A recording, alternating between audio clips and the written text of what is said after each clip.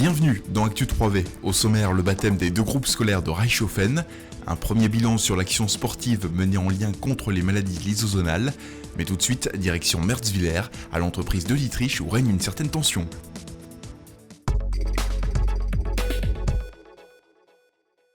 Face au projet de délocalisation de l'atelier tôlerie de l'entreprise de Dietrich Thermiek, ouvriers et syndicalistes se sont rassemblés le 4 juillet devant l'usine de Merzwiller pour exprimer leurs inquiétudes. Nos revendications que nous avons aujourd'hui, c'est que l'outil de travail, nous voulons qu'il reste chez nous. Pouvoir continuer avec une tôlerie qui peut être plus forte qu'avant, avoir des outils de travail plus performants que ce qu'on avait, parce que ces derniers temps on n'a pas beaucoup investi en tôlerie, et pouvoir continuer. Et surtout, qu'il n'y ait plus de délocalisation par la suite.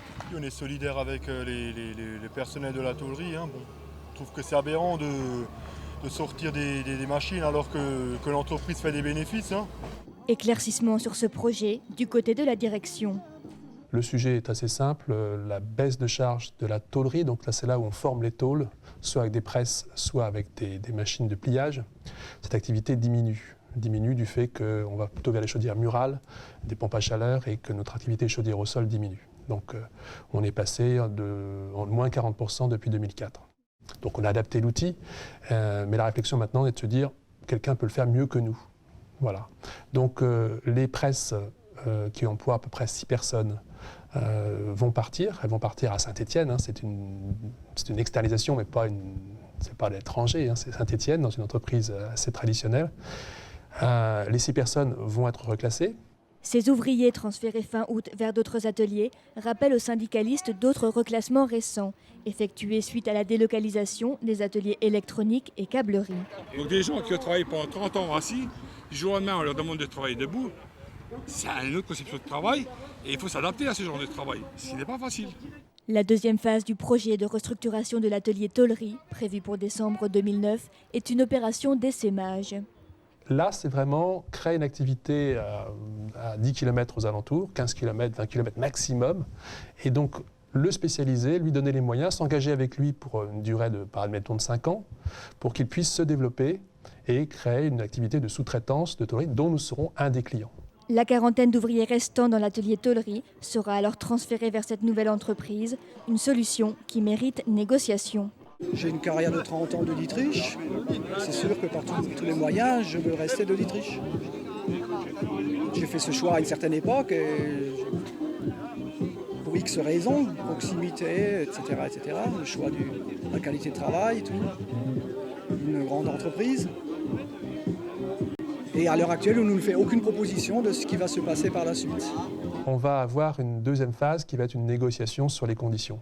Ça ne va pas être que nous, puisque là, il faut être avec le repreneur. Donc c'est un peu plus tard. Mais on comprend les inquiétudes, mais on fait tout pour que ça avance. Actuellement encore à l'étude, ce projet d'essaimage devrait se préciser fin 2008. Discussions et négociations entre les différents partenaires pourront alors s'engager.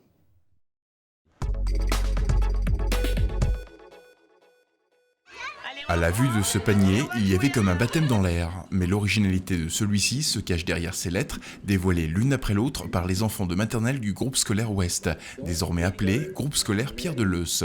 Un nouveau nom pour une école, cela mérite donc une petite fête. Et pour cette inauguration, une plaque en mémoire de ce haut fonctionnaire et premier magistrat de la ville a été dévoilée à l'entrée de l'établissement. Pour Jean-Frédéric Deleusse, petit-fils de l'intéressé, cela a été un grand moment d'émotion. J'y vois une reconnaissance de l'attachement qu'il a eu pour cette ville.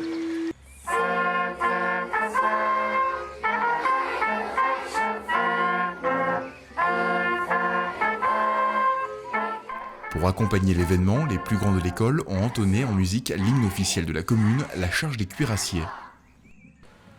Changement de décor à présent, ici au groupe scolaire Centre, où on adopte également un nouveau nom d'école. Ainsi, désormais, cet établissement s'appelle le groupe scolaire François Grussenmeyer.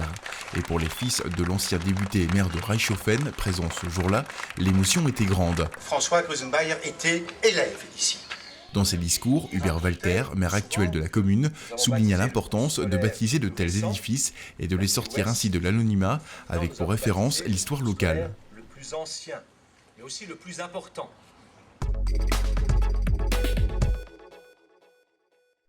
Les maladies lysosomales sont des maladies génétiques rares qui regroupent une cinquantaine d'affections dues à un dysfonctionnement du lysosome, dont le rôle consiste à recycler les matières des organes.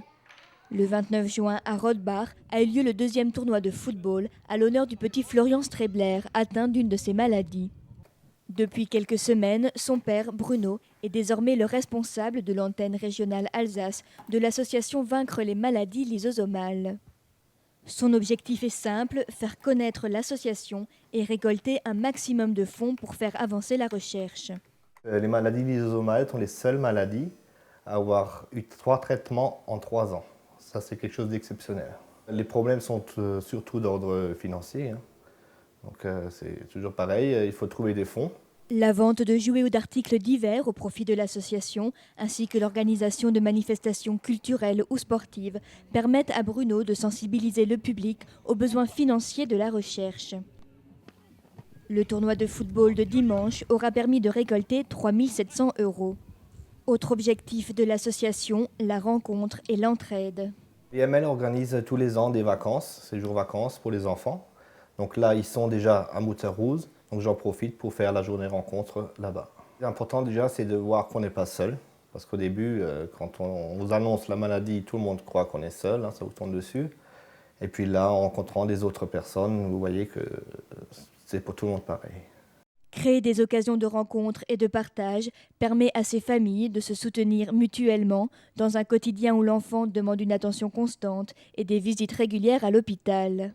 Le traitement consiste à injecter une enzyme. Donc en général, c'est 1 fois par semaine, c'est des perfusions de 3 heures. Florian, il a une perfusion toutes les semaines. Donc lui, il a de la chance d'avoir un traitement. Par contre, sur une cinquantaine de maladies lysosomales, il n'y a que 7 traitements. Donc ce n'est pas parce que Florian a son traitement que les autres n'ont pas le droit d'en avoir un. Donc on fait tout pour que la recherche avance et que tout le monde ait un traitement. Depuis près de 3 semaines maintenant, Florian se rend quotidiennement de son domicile de Gundershofen à Haguenau, où il a intégré l'Institut médico-pédagogique. Il y bénéficie désormais d'un cursus scolaire adapté à son rythme, d'activités d'expression et d'éveil, ainsi qu'une prise en charge thérapeutique. Si vous souhaitez vous aussi aider l'association VML, si quelqu'un est intéressé d'organiser une manifestation, tournoi de foot, une chorale ou peu importe, ils peuvent m'écrire ou me téléphoner.